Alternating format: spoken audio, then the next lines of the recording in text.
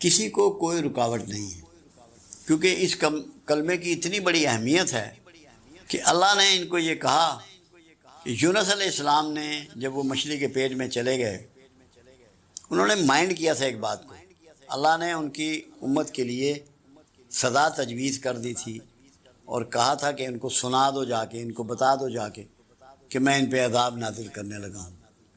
وہ لوگ بوریاں اوڑھ کے کھلے میدانوں میں چلے گئے، کپڑے اتار دیے، توبہ کی، سر سجدے میں ڈال دیے۔ اللہ نے توبہ قبول کی اور ان کی سزا ٹال دی۔ جب سزا ٹالی اور کہا یونس علیہ السلام سے کہ لوگوں کو بتا دو، تو انہوں نے دل میں اس کو محسوس کیا کہ لوگ مجھے جھوٹا نبی سمجھنے لگ پڑیں گے، تو اللہ نے ان کو مچھلی کے پیٹ میں پہنچا دیا۔ مگر اللہ کی سنت یہ ہے، جیسے اللہ نے توبہ آدم کو سکھائی، ایسے ہی توبہ یونس کو سکھائی۔ یہ اللہ کی سنت ہے، یہ اللہ کا طریقہ ہے، کیونکہ قبول تو کرنا چاہتا ہے، اسے پتہ ہے میرا پیغمبر ہے، کوئی اتنی بڑی پنشمنٹ نہیں اس نے اس کو دینی۔ تو کیا دعا سکھائی؟ لا الہ الا انت سبحانک انی کنت من الظالمین۔ اے اللہ تو ہی عبادت کے قابل ہے اور تو ہی پاک اور بے عیب ہے، بے شک میں ظالموں میں سے ہوں۔ یہ اقرار ہے جو بندے نے کرنا ہے، یہ اقرار سکھایا۔ اس اقرار کے بدولت قرآن نے کہا یونس تا قیامت مچھلی کے پیٹ میں رہتا اگر ذکر والوں میں نہ ہوتا۔ تو ذکر والے کون ہوئے؟ جو آیت کریمہ پڑھیں گے، جو اپنے گناہوں کا، اپنی خطاؤں کا اقرار کریں گے، اللہ کی پاکی کا، اللہ کے الہ ہونے کا اقرار کریں گے، جس کے صدقے میں اللہ نے مچھلی سے کہا کہ اس کو اگل دے، اور اس نے کنارے پہ ڈال دیا یونس علیہ السلام کو۔ پھر اللہ نے کدو کی بیل اس کے اوپر ڈال دی، بتا دیا کہ اگر کوئی حبس بے جا میں رہے، مچھلی کے پیٹ میں رہے، جہاں آکسیجن کم ہو، کھانے پینے کو نہ ہو، تو اس کے وہ جسم ایسے ہو جاتا ہے جیسے روئی کے گالے۔ اس کی فٹنس کے لیے کدو استعمال کراؤ، یہ اللہ نے مہربانی کر۔ تو آیت کریمہ وہ ذکر ہے جو بہت بڑی فضیلت کا باعث ہے، اور کوئی مصیبت، کوئی پریشانی رہتی نہیں اگر آپ اس کو اپنی زندگی میں داخل کر لیں، اس کو چھوڑیں نہیں، اس کو پکڑ لیں۔ میں ایک دفعہ لاہور میں تقریر کر رہا تھا اور میں نے کہا کہ آیت کریمہ آپ بے وضو پڑھ سکتے ہیں، یہ میں نے لفظ کہے۔ ایک صاحب تھے، کوئی پتہ نہیں کون سے مکتبہ فکر کے تھے، وہ ظفر صاحب کے پاس گئے، میں تو واپس آ گیا جیلم لیکچر دے کے۔ وہ کہنے لگے تمہارا استاد جو ہے اس نے بڑی بے دینی کی بات کی ہے۔ ہاں جی، کیا کہا انہوں نے کہا کہ آیت کریمہ آپ بے وضو بھی پڑھ سکتے ہیں۔ میں نے کہا ان سے پوچھیں۔ انہوں نے مجھے فون کیا، مولوی صاحب نے مجھے، انہوں نے ٹیلی فون کیا، کہنے جی یہ آپ نے کہا ہے۔ میں نے کہا محترم یہ تو بتاؤ، یونس علیہ السلام مچھلی کے پیٹ میں وضو کرتے رہے تھے؟ یہ تو پڑا ہی بے وضو کیا ہے، وہ وضو میں تھوڑی تھے یونس علیہ السلام مچھلی کے پیٹ میں۔ اس لیے یہ اس بیماری میں مبتلا نہیں ہونا کہ بڑا گرم ہے، بڑا جلالی ہے۔ کوئی نہ جلالی ہے نہ گرم ہے، اللہ کا اسم ہے، اللہ سے معافی اور توبہ کا ایک انداز ہے۔ اللہ نے اس کو اتنا قبول کیا کہ یہ کہہ دیا کہ تا قیامت مچھلی کے پیٹ میں رہتا اگر ذکر کرنے والوں میں نہ ہوتا۔ تو خدا کا واسطہ ہے، اس کو گرم اور سرد اور جلالی اور غیر جلالی ان عذابوں سے بچ جاؤ، اللہ کو یاد کرو اور دل سے کرو اور معافی مانگو اور توبہ کرو۔ ہر وقت پڑھ سکتے ہو، جتنا چاہے پڑھ سکتے ہو۔ یہ کلمہ نجات دینے والا ہے، مصیبتوں سے بچانے والا ہے۔ رحمت کا سب سے بڑا ثبوت کیا ہے؟ دو باتیں کہی گئی جو حدیث مبارکہ میں ہیں۔ اللہ جب کسی پر رحمت کا ارادہ کرتا ہے تو اس کی آنکھ اس پر کھول دیتا ہے۔ جب اپنے گناہ، اپنی خرابیاں، اپنی کوتاہیاں، اپنی برائیاں محسوس ہونی شروع ہو جائیں، نظر آنی شروع ہو جائیں، تو سمجھ لو رحمت شروع ہو گئی۔ اگر دوسروں کے عیب اور کھوٹ تمہیں نظر آ رہے ہیں تو تم پہ رحمت شروع نہیں ہوئی۔ جب صرف تمہیں اپنے عیب اور اپنے کھوٹ نظر آنے شروع ہو جائیں تو رحمت شروع ہو گئی۔ اللہ نے کرم کر دیا کہ تمہاری آنکھ تم پہ کھول دی، تم نے اپنا احتساب شروع کر دیا۔ یعنی کہ سیلف مانیٹرنگ جو ہے، خود احتسابی جو ہے، یہ رحمت کی بنیادی علامت ہے۔ دوسری بات جو کہی گئی، اللہ جب کسی پہ رحمت کا ارادہ کرتا ہے اسے دین کی سمجھ عطا کر دیتا ہے۔ جب دین تمہیں سمجھ میں آنا شروع ہو جائے تب بھی رحمت ہو گئی۔ اور تیسری بات یہ ہے جب تمہاری طبیعت میں رحمت اود کر آتی ہے، تمہیں دوسروں پہ رحم آنا شروع ہو جاتا ہے، دوسروں سے ہمدردی شروع ہو جاتی ہے، دکھی کا دکھ محسوس ہونا شروع ہو جاتا ہے، پریشان کی پریشانی تمہیں پریشان کرنا شروع کرتی ہے، یہ بھی اس بات کی علامت ہے کہ تم پہ رحمت شروع ہو گئی۔ جب تمہارا دل اللہ تللے عیاشی اور فحش میں لگنا بند ہو جائے، تمہارے دھیان میں ادھر نہ جائے، تمہیں ٹی وی اچھا نہ لگے کہ کیا پروگرام دیکھنے، کیا ڈرامہ دیکھنا، چھوڑو پرے، گانے اچھے نہ لگیں، فوش محفلیں اچھی نہ لگیں، لاف زنی اچھی نہ لگے، جوا اچھا نہ لگے، شراب اچھی نہ لگے، بدکاری اچھی نہ لگے، یہ بھی علامت ہوتی ہے کہ تم پہ رحمت شروع کے انعامات میں نعمتوں میں اضافہ فرماتا ہے، اور مگر میں جو ناشکرے ہیں ان کی نعمتوں میں کمی کرتا ہے۔ میں پاکستان میں مجھے کوئی ایک شخص بتائیں جس کی زبان پر کلمہ شکر ہو، موسم کا، حالات کا، حکومت کا، عہدیداروں کا، رشتہ داروں کا، برادری کا، پڑوسیوں کا، ملازموں کا، خوراک کا، لباس کا، سبزی کا، پھل کا، دودھ کا، گوشت کا، شہد کا، ہر چیز کا سارا دن نقائص بیان کرتے ہیں اور چاہتے یہ ہیں کہ اللہ کے انعامات ان پر برستے رہیں۔ شکر گزاری شروع کر دو، نعمتیں برسنی شروع ہو جائیں۔ یہ پیغام رہ گیا تھا، یہ پورا ہو گیا نا اب، یعنی کہ شکوہ نہیں کرنا، شکوہ نہیں کرنا۔ اللہ نے یہ زبان شکوے کے لیے دی نہیں، شکر کے لیے دی۔ بابا جی پچھلے آپ نے فرمایا تھا کہ شکر کے بھی دو طریقے ہیں، اس کی وضاحت فرمائیں۔ یہ تو بہت سے طریقے ہیں شکر کے۔ شکر خالی زبان سے نہیں ہے، اپنے رزق میں کسی کا حصہ بھی ڈالنا شکر ہے۔ دیکھیں وہ ہمارے ہاں کیا ہو رہا ہے شکر کا، کھانا کھایا نا الحمدللہ اونچا تھا کہا، جیسے یہ آواز پہنچ جائے گی ان کی، ویسے ان کی فیلنگ اللہ کو نہیں جاتی، اتنا اونچا کہتے ہیں۔ شکر کے لیے سب سے پرانی جو مثال ہے نا، وہ پرانے انبیاء میں سے ادریس علیہ السلام سے بات پوچھی گئی کہ اللہ کے نبی شکر کیا ہے، ان سے سوال کیا گیا، فرمایا جو کچھ تجھے اللہ نے عطا کیا اس کی تقسیم شکر ہے۔ سبحان اللہ، سبحان اللہ۔ دوسرا شکر یہ ہے جب تو شکوہ چھوڑ دے اور صبر اختیار کر لے تو یہ بھی شکر ہے۔ تیسرا یہ ہے کہ دنیا میں تجھے جو کچھ ملے گا، اس مادی دنیا میں مادی انسانوں سے ملے گا، ان کا شکر ادا کرنا بھی اللہ ہی کا شکر ادا کرنے کے برابر ہے۔ کیوں اگر جو آپ سے ڈیل کر رہا ہے اس کا شکر ادا نہیں کر سکے تو آپ اللہ کے بھی شکر گزار نہیں ہیں۔ لوگوں کو مسکرا کے ملنا، ان کی عزت افزائی کرنا، ان کی حوصلہ افزائی کرنا، ان کی مایوسیوں میں کمی کا سبب بننا، ان کو پر امید رکھنا، یہ سب شکر کے پہلو ہیں۔ بابا جی یہ جو شکر ہے، اب دسترخوان پہ بیٹھے ہوتے ہیں، دوسروں کا حصہ بھی کھا رہے ہیں، پلیٹ میں سارا ڈونگا ڈال لیا اور بعد میں الحمدللہ پڑھ رہے ہیں، یہ شکر میں آئے گا؟ شکر یہ ہے کہ آپ کو یہ پتہ ہو کہ ڈونگے میں 6 بوٹیاں ہیں، ہم 6 بندے بیٹھے ہوئے ہیں، میں نے 1.5 بوٹی نہیں ڈالنی، 1 ڈالنی ہے، دوسرے کو میں نے مد نظر رکھنا ہے، کوشش کرنی ہے کہ پہلے دوسرا آدمی انیشیٹ کرے دسترخوان پہ، میں نہ کروں۔ جو پہل کرتا ہے اپنی پلیٹیں بھرتا ہے وہ سب ناشکرے ہیں۔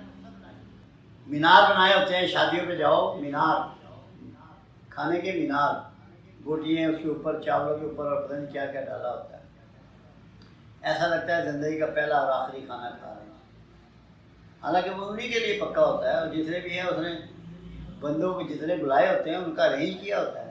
آپ عزت سے اور تحمل سے بھی اس کو کھا سکتے ہیں۔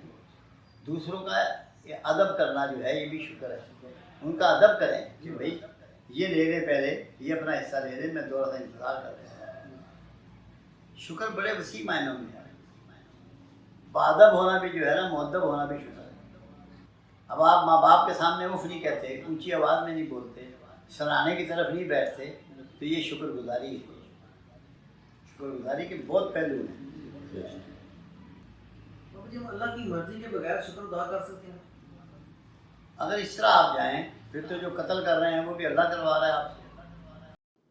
ساری زمین کے یا پہاڑوں کے نیچے دفن کی ہیں، سب انسان کے لیے، اس کے تصرف میں دیں، اور یہ تک فرما دیا کہ ہم نے کائنات تیرے لیے مسخر کر دی، تسخیر کر دی، تاکہ بندہ محنت کر کے ان کا حاصل کرے، تاکہ ان کی آبرو رکھ سکے، ان کو سنبھال سکے، ان سے صحیح معنوں میں فیضیاب ہو سکے۔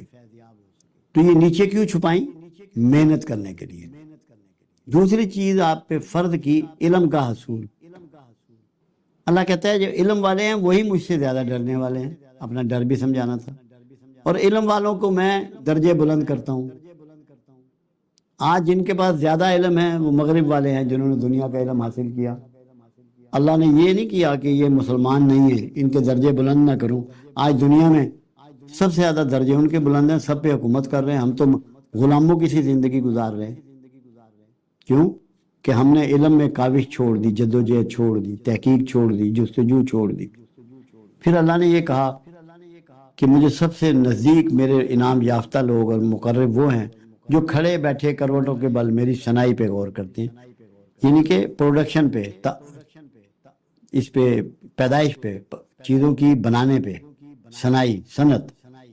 غربت دور کرنے کے لیے علم کے ساتھ محنت اور سائنسی علوم کا ہونا لازمی۔ محنت کی بات آپ یہ سمجھ لیں، ایک شخص کہنے لگا میں بڑا مقروض ہوں، بڑا غریب ہوں، سارے اصحاب رسول بیٹھے ہوئے تھے، آپ بھی تشریف فرما تھے۔ آپ نے کہا تمہارے گھر میں کچھ ہے؟ فرمایا کہ لکڑی کا پیالہ ہے جس میں ہم پانی شانی پیتے ہیں، کھانا، اور بھی کوئی برتن ہے۔ فرمایا جاؤ لے آؤ۔ جب وہ گھر سے لے آئے، آپ نے اس کی بولی لگوائی۔ اس طریقے کو لائنز کلب نے اپنایا۔ لائنز کلب ایک سسٹم ہے، انہوں نے اپنایا۔ وہ سامان کی بولی لگواتے ہیں اور اس کی قیمت لگوا کے وہ قیمت اس بندے کو دیتے ہیں، اسے کسی کام پہ لگاتے ہیں۔ یہ انہوں نے رسول اللہ صلی اللہ علیہ وسلم سے سیکھا۔ آپ نے بولی لگوائی اور جب اس کو پیسے ملے، فرمایا کہ ان کا تو آٹا لے لے یا کھانا لے لے 2 دن کا۔ لکڑی، اس کسی ساتھی سے کہا کہ تم جنگل سے ایک درخت سے لکڑی کاٹ کے 2 دستہ بناؤ اور اس سے تو لوہے کا کلہاڑا لے لے، اور صبح سے تو نے جنگل میں سے لکڑیاں کاٹنی ہیں اور بیچنی ہیں، 2 دن کا آٹا تیرے پاس ہے، باقی ارینجمنٹ ہو جائے گا۔ یہ نہیں کہا کہ اسے 5 روپے دو۔ بھیک کی جگہ محنت کرنی ہے، جدوجہد کرنی ہے، کاوش کرنی ہے۔ گھر کا ہر فرد کرے گا، ضرورت مندوں کا ہر فرد کرے گا۔ یہ پہلا پازیٹیو وے ہے۔ دوسرا یہ ہے کہ آپ رسول اللہ کی زندگی کا مطالعہ کریں۔ کتنے جوڑے کپڑے تھے، کتنے جوتے تھے، کتنی تلواریں تھیں، کتنے بستر تھے، کتنے برتن تھے۔ اللہ کے رسول نے پوری کائنات کو ٹیچ کر دیا کہ مفلسی سے بچنے کا طریقہ یہ ہے کہ کم سے کم سامان زندگی کے ساتھ زندگی گزارو، کم سے کم سامان کے ساتھ زندگی گزارو۔ یہ طریقہ ڈیزائن کیا رسول اللہ صلی اللہ علیہ وسلم نے۔ خوراک میں بھی جتنا کم آپ نے کھایا، کائنات میں ریکارڈ نہیں ملتا کہ کسی نے اتنا کم کھایا۔ اناج تو 63 سالہ زندگی میں 1.25 من بھی نہیں کھایا۔ کتنی کھجور کھائی۔ خود عائشہ صدیقہ رضی اللہ تعالیٰ عنہ کا قول مبارک ہے کہ ہمارے گھر میں 2 مہینے چولہا نہ جلتا، کتنا کم کھاتے تھے۔ یہ ہمارے لیے ڈیزائن کیا، کیونکہ ہم پہ آپ کی پیروی فرض ہے، ہمارے لیے ڈیزائن کیا۔ اگر ہم لوگ کم سامان، کم کھانے، کم بسترے، کم جوتے، تقریب میں تھوڑے بندے، تھوڑی تقریبیں، تو کیا مفلسی رہ جائے گی؟ کیا غربت رہ جائے گی؟ میرے ایک ماموں تھے جو دنیا سے چلے گئے، مگر تھے سیانے بندے، سمجھدار بندے۔ تو مجھے ایک دن انہوں نے کہا، ایک جملہ کہا جو میں ابھی 78 سال کا ہو گیا ہوں، مجھے آج تک نہیں بھولا، میرے دماغ میں وہ فکس ہو گیا، متعین ہو گیا، چپک گیا۔ کہنے لگے بیٹا اپنے روز مرہ کے اخراجات کو قابو رکھنا۔ شادی بیاہ کا یا مکان بنانے کا خرچہ وہ زندگی میں ایک دفعہ ہوتا ہے، اس سے آدمی غریب نہیں ہوتا۔ جو روز مرہ کے فالتو خرچ کرتا ہے اس کو نہیں پتہ لگتا کہ میں نے کتنا ضائع کر دیا، کتنا بڑا نقصان کر دیا، پتہ تب لگتا ہے۔ وہ کہنے لگے اگر تو 10 روپے روز کے فالتو خرچ کرتا ہے تو مہینے کے 300 روپے ہو گئے، سال کے 3600 روپے ہو گئے، صرف 10 روپے فالتو خرچ کرنے پہ۔ اور اگر تو یہ 10 روپے بچا لے گا تو انہیں 3600 روپیہ بچا لیا سال میں۔ روز مرہ کے اخراجات کو جو قوم قابو کر لے گی، اپنے سسٹم میں لے آئے گی، کم سامان، کم کھانے پینے کے ساتھ، لیوش کام چھوڑنے کے ساتھ، وہ مفلس اور غریب نہیں ہو سکتی۔ پھر ایک بات انہوں نے مجھے اور سمجھائی کہ بیٹا جو بھی امیر ہوا وہ بچا کر ہوا، کما کر نہیں ہوا۔ جو بھی امیر ہوا وہ بچا کر ہوا، کما کر نہیں ہوا۔ اس کی مثال دی انہوں نے کہ ایک شخص 1000 روپیہ روز کماتا ہے اور 1000 ہی خرچ کر دیتا ہے، وہ قیامت تک امیر نہیں ہو سکتا۔ ایک آدمی 100 روپیہ روز کماتا ہے اور 20 روپے اس میں سے بچاتا ہے، وہ امیر ہو جائے گا۔ کیونکہ غریب کون ہے؟ جس کی آمدن اخراجات سے کم ہے، وہ غریب ہے۔ امیر وہ ہے کہ جس کی آمدن اخراجات سے زیادہ ہے۔ تو اگر کوئی شخص اپنے اخراجات کم کر لے، کمائی نہ بھی بڑھے، تو وہ غریب نہیں ہو سکتا۔ پھر غربت کے لحاظ سے دو باتیں اور بھی ہیں جو آقا نے کہیں کہ کفر سے قریب ترین چیز جہالت اور غربت ہے۔ اگر انسان محنت شروع کر دے، علم حاصل کرنا شروع کر دے، کم سامان کے ساتھ زندہ رہنا شروع کر دے، تو غربت اور جہالت دونوں سے بچ جائے گا۔ پھر فرمان رسول ہے صلی اللہ علیہ وسلم کہ جس نے میانہ روی اختیار کی وہ کبھی مفلس نہیں ہوگا۔ تو مفلسی سے بچنے کا ایک روٹ کیا ہے؟ میانہ روی، عام زندگی۔ خاص مت بنو، پاٹے خاں نہ بنو، چیمپئن مت بنو کہ بندہ آ گیا مہمان، بوتلیں لے آؤ جی دوڑ کے۔ ارے بھائی سادہ پانی بھی پیش کر سکتے ہو۔ وہ ناک کے لیے زندہ نہ رہو، ناک نہیں رندہ۔ بات کو سمجھو۔ بھیک مانگنے والے سے بوتل نہ پلانے والا زیادہ بہتر ہے۔ بھیک نہ مانگے، کل نہ پلائے بوتل، نہ فالتو بازار سے کھانا منگوائے۔ اپنے نارمل بیہیویئر اور نارمل زندگی میں رہنے والا کبھی غریب نہیں ہو سکتا۔ ہماری آج قوم، ہم بھیک مانگتے پھر رہے ہیں IMF سے، عربوں سے، چائنا سے، اور جانے جہاں جہاں، پوری قوم۔ اگر ہم یہ فیصلہ کر لیں، ہمارے لیڈر لوگوں کو باور کرائیں، سمجھائیں کہ ہمیں اس سطح پہ رہنا ہے جس سطح پہ کملی والے نے زندگی گزاری۔ 100% ہے۔ اللہ کا ذکر اگر کوئی جانتا ہو، یا قرآن کی اسٹڈی کی ہو، یا کسی اچھے استاد کے پاس بیٹھا ہو، تو دنیا کا کوئی مسئلہ ایسا نہیں ہے، جسمانی، نفسیاتی، معاشی، معاشرتی، ملکی، کوئی مسئلہ ایسا نہیں، اخلاقی، جو اللہ کے ذکر سے جس کا علاج ممکن نہ ہو۔ مزاج بدل جاتے ہیں، جو چیزیں ہمیں جیند میں ملتی ہیں، ورثے میں ملتی ہیں، ماں باپ کے جرثوموں سے جو ملتی ہیں، وہ تک اللہ کے ذکر سے ریپیئر ہوتی ہیں اور چینج ہوتی ہیں۔ ٹیمپرامنٹ بنتے ہیں جین سے، ٹیمپرامنٹ چینج ہوتے ہیں۔ میں لوگوں کو سمجھاتا ہوں کہ ہم جب ذکر دیتے ہیں، اس کا مطلب یہ ہوتا ہے کہ جو جینیٹک پرابلم آ رہے ہیں لوگوں میں، ہم اس کا بھی علاج کر رہے ہیں۔ موروثی بیماریاں، ایسی بیماریاں جس کے پاس، سائنس کے پاس، جن کا بھی علاج نہیں ہے، اللہ کے ذکر سے۔ کیوں؟ قرآن کا ایک چیلنج ہے کہ تمہارے دلوں کو اطمینان ہو ہی نہیں سکتا میرے ذکر کے بغیر۔ تو دل کے اطمینان کے لیے ضروری ہے کہ پیٹ کا درد بھی ٹھیک ہو، ورنہ دل تو مطمئن نہیں ہوگا۔ کمر میں درد ہے تو وہ بھی ٹھیک ہو، سر میں درد ہے تو وہ بھی ٹھیک ہو، پھوڑے نکل رہے ہیں تو وہ بھی ٹھیک ہو، ورنہ اطمینان کہاں سے ملے گا؟ اس کا مطلب یہ ہے کہ ان ساری چیزوں کا بھی علاج ذکر کرتا ہے، ذکر سے ان سب چیزوں کا بھی علاج ہے۔ پھر قرآن نے ایک بات کہی، یونس علیہ السلام کے بارے میں قرآن نے کہا کہ یونس تا قیامت مچھلی کے پیٹ میں رہتا اگر ذکر کرنے والوں میں نہ ہوتا۔ تو بڑے مسائل سے بھی نکلا جا سکتا ہے اللہ کے ذکر سے، بڑی مصیبتوں سے بھی نبر آزما ہوا جا سکتا ہے اللہ کے ذکر سے۔ یہ قرآن بتا رہا ہے۔ پھر اللہ کہتا ہے مجھے میرے پیارے ناموں سے یاد کرو، میرا ایسے ذکر کرو جیسے اپنے عبادات کا کرتے ہو، بلکہ اس سے بھی زیادہ۔ یہ آپ کو کیوں کہا گیا؟ پھر اللہ کے رسول صلی اللہ علیہ وسلم نے مختلف ذکر و اذکار آپ کو گائیڈ کیے، سمجھائے۔ ایسے لوگ آئے رسول اللہ کے پاس جو مکروث تھے، تو میرے آقا نے فرمایا یا ذل جلال والاکرام کثرت سے پڑھا کرو، قرضے ختم ہو گئے۔ تو کوئی ایسا مسئلہ نہیں ہے جس کا علاج اللہ کے ذکر میں نہ ہو۔ ہمارا پرابلم یہ ہے کہ ہم 10 دن پڑھ کے چاہتے ہیں کہ 100 سال پرانا مسئلہ بھی حل ہو جائے، کہ ہلے تھوڑی دے کم میں نہیں ہویا، 6 دن تو ہو گئے پڑھ دیں۔ یہ نہیں ہو سکتا کہ اگر پراپر ذکر کسی گائیڈ نے آپ کو دیا ہے کہ کون سا لفظ کس طریقے سے آپ کی زندگی پہ، آپ کے پٹھوں پہ، آپ کی ہڈیوں پہ، آپ کے خون پر، آپ کے دماغ پہ اثرات کرے گا، اگر کوئی سمجھدار آدمی دے تو یہ ناممکن ہے کہ اس کے اثرات نہ آئیں، کیونکہ چیزوں کو ریسائٹ کرنے سے اثرات آتے ہیں۔ یہاں ایک کچھ لوگ کام کر رہے ہیں، وہ سورہ رحمان کی تلاوت لگاتے ہیں، بہت سارے لوگ بیماریوں میں، اور وہ کہتے ہیں کہ ہمیں شفا ہوئی. کیوں؟ اللہ کا ذکر ہو رہا ہے. ذکر صرف یہ نہیں ہوتا کہ اللہ اللہ کی جائے، اللہ کی باتیں کریں وہ بھی ذکر ہے، نماز پڑھیں وہ بھی ذکر ہے، قرآن کی تلاوت کریں وہ بھی ذکر ہے، نعمتیں لوگوں میں تقسیم کریں وہ بھی ذکر ہے. یہ ہو نہیں سکتا کہ اگر آپ سچے دل سے اللہ کے ذکر پہ گامزن ہو گئے ہیں اور آپ کے مسائل باقی رہ جائیں. یہ ہماری سوچ کی کمی ہوتی ہے کہ جو ہم ذکر میں کوتاہی کرتے ہیں.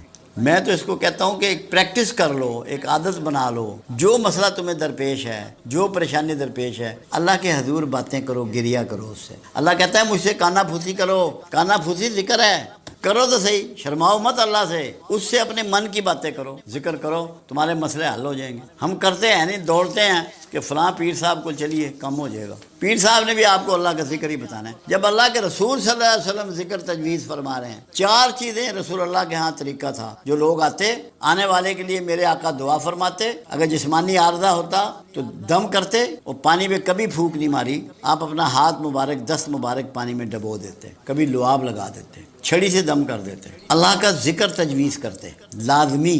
اور اتنا کہ جو انگلیوں پہ کیا جا سکے. تسبیح اس وقت استعمال نہیں ہوتی تھی. لمبا ذکر میرے آقا نے کبھی نہیں بتایا تھا، تاکہ لوگوں کو آسان ذکر بتایا جائے. اور اگر جسمانی عارضہ ہوتا تو کھانے پینے کی چیز ایڈوائز کرتے. ہم انہی 4 طریقوں سے چل رہے ہیں. 5ویں کوئی چیز ہم نہیں کرتے. مین چیز اللہ کا ذکر ہے. اگر لوگ کر لیں، ہمارے پاس کوئی بندہ ایسا نہیں آیا جس نے دل جمی سے ذکر کیا ہو اور اس کا مسئلہ پینڈنگ رہ گیا ہو. میرے پاس تو نہیں آیا، مجھے نہیں یاد اس 30 سال میں.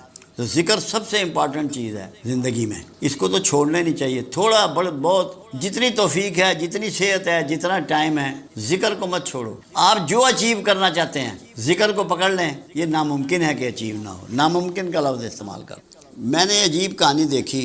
کچھ لوگ ضربیں لگاتے ہیں دل کی طرف، اللہ ہو کی، اللہ کی، اللہ الصمد کی، اور یہ سمجھتے ہیں کہ ہمارا قلب جاری ہو گیا. کیونکہ یہ ایک اعصابی نظام کا حصہ ہے. دل ایک غدود ہے. اس کو اتنی دفعہ جب اس خاص طریقے سے حرکت دی جائے تو اس کی سپیڈ بڑھ جاتی ہے. اس کا مطلب یہ نہیں ہوتا کہ قلب جاری ہو گیا. یہ مس انڈرسٹینڈنگ ہے اس بارے میں.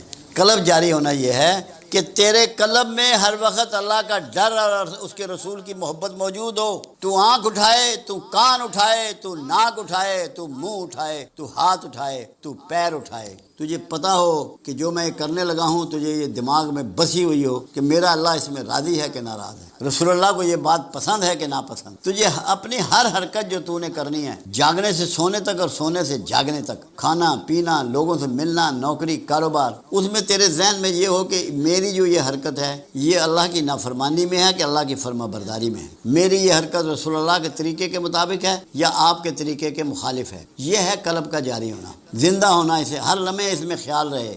کیوں؟ اسلام ایک پریکٹس کا نام ہے، ایک رویے کا نام ہے، ایک سسٹم کا نام ہے، ایک ارادے کا نام ہے، ایک ماحول کا نام ہے. اگر آپ کو قلب جاری کرنا ہے تو آپ سے کسی انسان کو کوئی ذوف نہ پہنچے، کسی بھی خالق کا یا مخلوق کا حق آپ سے ضائع نہ ہو، تو پھر آپ کا قلب جاری ہے. اگر آپ ظلم و ناانصافی کرتے ہیں، جھوٹ بولتے ہیں، بے ایمانی کرتے ہیں، بد حیائی کرتے ہیں، تو پھر آپ کا کوئی قلب جاری نہیں ہے. خوف خدا کا آپ کے اندر بس جانا. مگر صبر کو ایک ہیبٹ بنانا، اپنا رویہ بنانا، یہ ایک سوچا سمجھا عمل ہوتا ہے. یہ بے بسی کا عمل نہیں ہوتا. قرآن حکیم میں آپ دیکھیں ایک مکالمہ آپ کو ملتا ہے جناب خضر اور موسیٰ علیہ السلام کے درمیان. اور خضر موسیٰ علیہ السلام کو کہتے ہیں، پیغمبر ہیں اس وقت کے، بڑے جید پیغمبر ہیں، کہ میرے ساتھ رہ کر تم صبر نہ کر سکو. اور 3 ایسی حرکات سے گزرے کہ ہر ایک پر موسیٰ علیہ السلام بول اٹھے. اب جب تیسری بات پہ بولے تو انہوں نے کہا اب تمہارے میرے درمیان علیحدگی ہے. پھر ان حرکات کے مفاہیم خضر نے سکھائے. اب یہاں قرآن صبر کی بات کر رہا ہے. یہاں یہ بات سمجھائی جا رہی ہے جو بھی کوئی ایسا کام ہو رہا ہے، کوئی ایسا فعل ہو رہا ہے جو آپ کو سمجھ نہیں آ رہا، اس کے حوالے سے آپ نتائج اخذ کرنے کی کوشش کر رہے ہیں مگر بات کو جانچتے نہیں ہیں، جانتے نہیں ہیں. اس میں وہ جو آپ کی بے چینی ہے نا، اس کو جلدی جان لینے کی، اس بھید کو جلدی کھول لینے کی، وہ بے صبری ہے. تو صبر یہ ہے کہ جو کچھ آپ نہیں جانتے مگر جاننا چاہتے ہیں اس میں انتظار کریں، کیونکہ ایسا کوئی کام دنیا میں نہیں ہے کہ جو میچیور نہ ہوتا ہو۔ اللہ کی یہ سنت ہے، ہر کام کو میچیور کرتا ہے۔ کام کی میچیورٹی کا انتظار کرنا بنیادی صبر ہے۔ یہ انتظار کرنا کہ یہ کب ظہور پذیر ہوگا جو اس میں ہے، اس کے نتائج کب آئیں گے۔ لوگوں میں جلد بازی جو ہے وہ بے صبری میں ہوتی ہے، ایک برداشت ہوتی ہے۔ کوئی آپ کا نقصان کرتا ہے، کوئی دکھ دیتا ہے، آزار دیتا ہے، بدتمیزی کرتا ہے اور آپ اس کا بدلہ نہیں لیتے، یہ بھی صبر کی ایک قسم ہے۔ مگر یہاں ان کی مراد اس بات سے ہے جو انہوں نے اس کا ایک ذکر بھی کیا کہ جب تو اس طرح علم حاصل کرے کہ درخت کے ساتھ جو کانٹے ہیں ان کو دیکھنا شروع کرے، جو دکھ دیتے ہیں، آزار دیتے ہیں، تکلیف دیتے ہیں، اور پھر دیکھتا دیکھتا تو پھول تک پہنچے۔ بظاہر کتنا ہی آزار ہو، نتیجہ پھول ہو۔ اتنا صبر جو ہے، اتنی برداشت جو ہے، یہ صبر میں آتا ہے کہ آپ کوئی بھی کام کر رہے ہیں، کوئی کام شروع کرتے ہیں، کوئی کاروبار شروع کرتے ہیں، ایک دم کامیابی چاہتے ہیں، یہ بے صبرا پن ہے۔ اللہ نے ہماری پیدائش سے ہمیں سکھایا، ہرن کا، شیر کا، گائے کا، بھینس کا، بیل کا بچہ پیدا ہوتے ہی ماں کے دودھ میں منہ مارنا شروع کر دیتا ہے، چلنا شروع کر دیتا ہے، اور انسان کا بچہ اپنا دودھ جو اس کے تھنوں میں اس کی ماں کے اللہ نے ڈالا ہے وہ بھی سک نہیں کر سکتا، اتنا مجبور اس کو بنایا، اور دوسری طرف اس کو اتنا بڑا کر دیا کہ کائنات اس کے لیے مسخر کر دی، تسخیر کائنات انسان کے ہاتھ میں دے دی۔ دنیا کی جتنے جاندار ہیں وہ سب کو غلام بنا لیتا ہے، اپنا متی بنا لیتا ہے، کتنے بڑے ہوں، کتنے خوفناک، اژدہیں ہوں، مگرمچھ ہوں، شیر ہوں، ہاتھی ہوں، چیتے ہوں، تو اس بڑا ہونے تک اس کو ویٹ تو کرنا ہے۔ اور سب جانتے ہیں کہ ماں اس کے منہ میں دودھ دے تو یہ پیے گا، یہ خود سے اپنے حصے کا دودھ بھی نہیں لے سکتا، تو اس کو بڑے ہو کے کام کرنا ہے۔ اگر آپ میں وہ صبر نہ ہو، آپ اس کی تعلیم و تربیت نہیں کر سکتے۔ اگر آپ یہ چاہیں کہ یہ ابھی جوان ہو جائے، ابھی فعال ہو جائے، ابھی ایکٹیو ہو جائے، تو یہ بے صبری ہے۔ جیسا اس کے لیے آپ صبر کر رہے ہیں، ایسا ہی آپ صبر زندگی کے تمام شعبوں میں اختیار کریں گے۔ لوگ تھوڑی سی عبادت کرتے ہیں، کسی کا بیعت ہوتے ہیں، مرشد پکڑتے ہیں، اور وہ چاہتے ہیں کہ ایک مہینے میں وہاں پہنچ جاؤں جہاں مرشد 50 سال میں پہنچا ہے، مجھے وہ گیان دھیان حاصل ہو جائے، وہ مشاہدات حاصل ہو جائے، وہ تعلیمات حاصل ہو جائیں، وہ حکمت و دانائی مجھے میسر آ جائے۔ کیا ایسا ہوتا ہے؟ کیا بچہ پہلی کلاس میں ہوتے پی ایچ ڈی میں پہنچ جاتا ہے؟ یہ سارے صبر کے شعبے ہیں، اس کو ہم برداشت کرتے ہیں، ہمیں اس کو سیکھنا ہے، ہمیں دیکھنا ہے۔ مقصد یہاں ان کا سمجھانے کا یہ ہے، اپنے کاموں کی میچورٹی کے بارے میں پریشان ہونا چھوڑ دو، تمہارے کام آخر انجام کو پہنچیں گے اور تمہیں اللہ اس کے فروٹ کھلائے گا، اس کے فروٹ تم تک پہنچائے گا۔ تم ویٹ کرنا شروع کرو، انتظار سیکھو۔ سب سے زیادہ ہمارے ہاں بے صبری انتظار میں ہوتی ہے۔ ہم کہیں بھی چلے جائیں تو کیوں توڑ دیتے ہیں، کیوں کو ہم احترام نہیں کرتے، بے صبری کی وجہ سے۔ جلدی امیر ہونا چاہتے ہیں، جلدی جوان ہونا چاہتے ہیں، جلدی نوکری چاہتے ہیں، جلدی نوکری میں ترقی چاہتے ہیں، سب کچھ جلدی چاہتے ہیں۔ یہاں جو سکھایا جا رہا ہے کہ ریسپیکٹڈ ہونے کے لیے، باعزت ہونے کے لیے، پرسکون ہونے کے لیے آپ کے لیے لازم ہے کہ آپ برداشت کی عادت ڈالیں، صبر کی عادت ڈالیں، انتظار کی عادت ڈالیں۔ صبر پیغمبروں کی صفت ہے، اللہ کی صفت ہے۔ اللہ کا ایک نام صبور بھی ہے، اور آپ اللہ کا صبر دیکھیں۔ کعبۃ اللہ، اللہ کا گھر، 300 سال اس میں بت ٹنگے رہے، 300 ایئر، مگر 300 سال کے بعد اس نے بت شکن بھیجا۔ 300 سال اللہ صبر سے رہا، جو کہ اتنا طاقتور ہے کہ سب کی گردنیں توڑ سکتا تھا، 1 منٹ کے 1000ویں حصے میں جو چاہے کر سکتا تھا۔ اللہ کی سنت یہ ہے کہ آپ بھی صبر سے انتظار کریں چیزوں کا۔ آج کا معاشرہ بہت زیادہ ڈسٹرب ہے، لوگ فرسٹریشن میں ہیں، ڈپریشن میں ہیں، کیونکہ جلدی نتائج چاہتے ہیں، نتائج کے پیچھے بھاگ رہے ہیں، ہارن پہ ہارن بجا رہے ہیں سڑک پہ۔ پورے معاشرے میں انہوں نے نائز پولوشن پھیلا دی ہے، ان کو پتہ نہیں ہے کہ ہم کتنا بڑا کرائم کر رہے ہیں۔ انہوں نے سیکھا نہیں ہے، اللہ سے نہیں سیکھا، اس کے رسول اللہ صلی اللہ علیہ وسلم کے بارے میں جب معاشرے نے یہ کہا کہ صادق اور امین ہے، تو یہ ہم تک بات پہنچائی گئی، حالانکہ 3 باتیں تھیں جو کملی والے کے بارے میں کہی گئی۔ وہ 3 باتیں تھیں کہ صادق اور امین ہے اور صابر ہے۔ انسانیت میں اگر کوئی صابر ہے تو بہت معزز ہے، بہت محترم ہے۔ رسول اللہ صلی اللہ علیہ وسلم جب بکریاں چگایا کرتے تھے، آپ کے پاؤں میں جوتا نہیں ہوتا تھا، وہاں کے کانٹے آپ کو چبھتے تھے، پاؤں زخمی ہو جاتے تھے۔ مگر کہیں لکھا ہے تاریخ میں کہ اللہ کے رسول نے ایک دن بھی شکوہ کیا ہو، یا گریہ کیا ہو اس بات پہ، یا واویلا کیا ہو؟ تذکرہ تک نہیں کیا۔ وہ جانتے تھے کہ میرا مشن بہت بڑا ہے، مجھے اس صعوبت سے گزرنا ہے، ان گھاٹیوں سے گزرنا ہے، کیونکہ مشن بہت بڑا ہے۔ یہاں صبر کی جو آپ کو تلقین کی جا رہی ہے، اس کی بات سمجھائی جا رہی ہے، وہ اس لیے کیا جا رہا ہے کہ مشنری ہو جاؤ، اپنے مشن، اپنے گول بنا لو، اور ان کو اچیو کرنے کے لیے جو تکلیفیں آئیں ان کو ویلکم کرو، ان کو حاصل کرو، ان کو گلے سے لگا لو، ان مصیبتوں کو، ان پریشانیوں کو، تاکہ دنیا میں کوئی اچیو کر سکو۔ جو لوگ صبر اختیار نہیں کرتے، اختیاری صبر، اب جیسے رسول اللہ صلی اللہ علیہ وسلم معاذ اللہ غریب نہیں تھے، سینکڑوں بکریے لوگوں کو بانٹ دیتے تھے، اونٹ بانٹ دیتے تھے، جو سامان آتا بانٹ دیتے تھے، مگر فاقے کرتے تھے، کپڑوں کو پیمن لگاتے تھے، جوتیوں کو گانٹھ لیتے تھے، یہ بتانے کے لیے کہ اگر اس طرح کا صبر اختیار کرو گے اور اشیاء کے پیچھے نہیں بھاگو گے تو محترم ہو جاؤ گے، عزت پاؤ گے۔ تو یہ ساری چیزیں، صبر تو ایک بہت بڑی طاقت ہے، اور بے بسی بالکل الگ چیز ہے۔ اب آپ دیکھیے کہ رسول اللہ صلی اللہ علیہ وسلم طائف جاتے ہیں، وہاں لوگ آپ کو دکھ پہنچاتے ہیں، تکلیف پہنچاتے ہیں، آپ بے بس نہیں ہیں۔ فرشتہ کہتا ہے اگر آپ کہیں تو ہم 2 پہاڑوں کو ملا دیں، یہ سب بیچ میں پس جائیں گے، مگر آپ نے فرمایا میں اللہ سے امید کرتا ہوں کہ اللہ انہیں، ان کی اولادوں کو ہدایت دے گا۔